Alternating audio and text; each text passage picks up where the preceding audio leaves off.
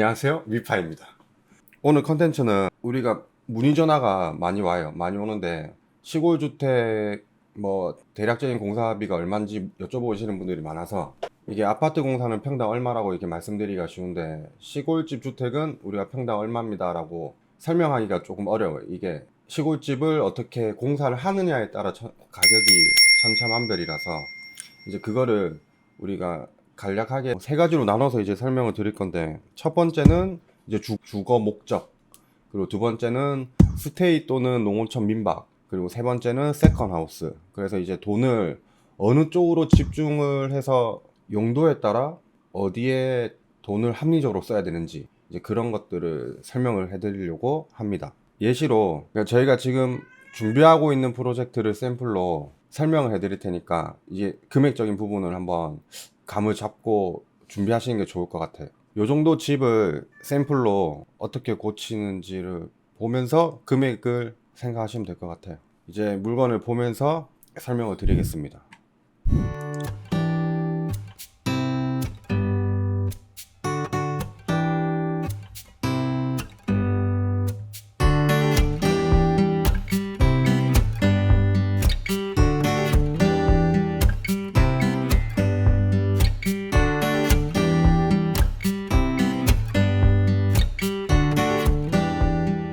부동산부터 설명을 드리면 위치는 경상남도 함안군에 위치해 있고 현장에서부터 기차역까지 자동차로 10분 거리, 그리고 특이한 거는 이 지역에 군부대가 있어요.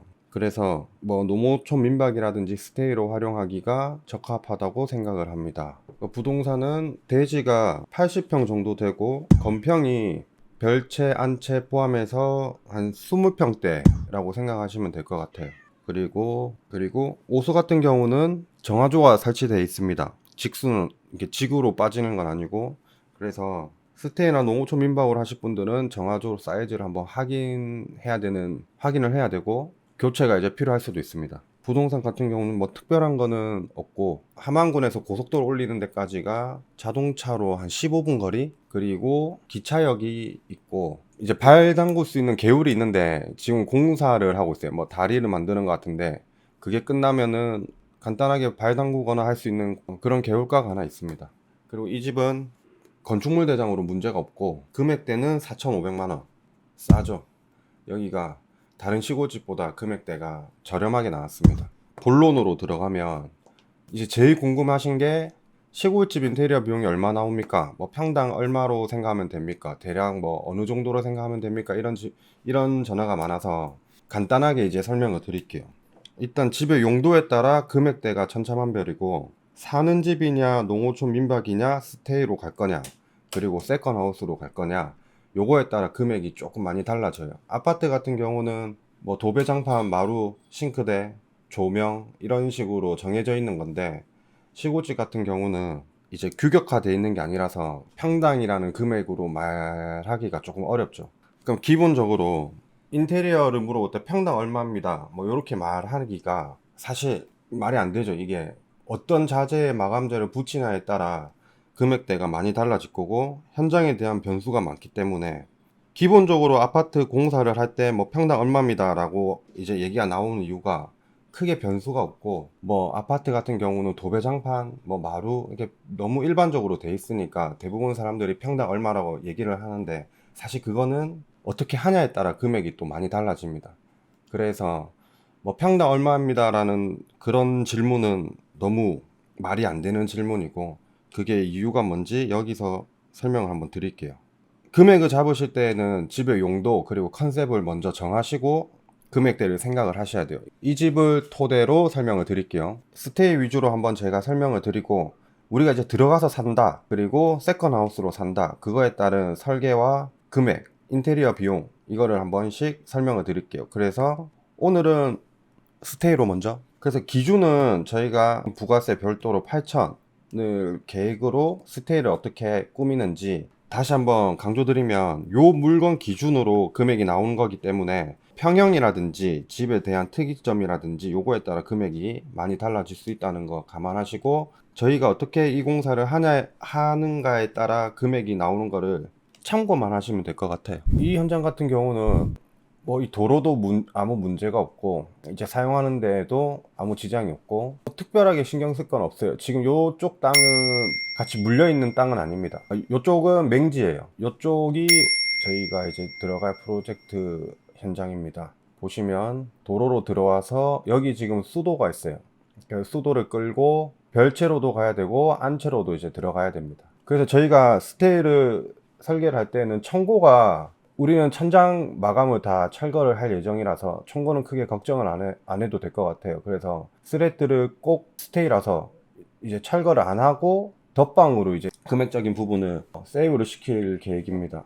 여기 지금 스레트 지붕은 철거를 안 하고 이제 공사를 진행을 할 거고, 이 현장이 사는 집이라고 생각을 한다면 당연히 이제 스레트는 철거를 하겠죠. 그래서 이런 부분들, 뭐 사는 집이냐 세컨하우스냐 이런 거에 따라 어디에서 돈을 세이브 시키고 어느 부분에서 돈을 더 투자를 할지 생각을 한번 잘 해보셔야 될 것 같아요. 저희는 기본적으로 지붕은 덧방으로 할 예정입니다. 자재는 칼라강판으로 작업을 할 거고, 단열재는 그렇게 두꺼운 걸 안 쓸 예정이에요. 그리고 별재 같은 경우는 이게 생각보다 꽤 크게 나와 있어요. 지금 여기까지는 건물이고 여기는 지붕만 덮여 있는 그냥 공간이거든요. 이쪽 부분은 방과 주방을 만들 예정이고, 요 공간은 자쿠지를 만들 예정이에요. 안재 같은 경우는 욕실을 요 자쿠지 쪽으로 욕실을 만들고 뒤쪽은 방을 하나 만들 겁니다. 그리고 요 공간은 내부에서 여러 사람들이 먹고 즐길 수 있는 거실 공간, 그렇게 만들 예정이고, 요 마당 같은 경우는 다 정리를 해서 야외에서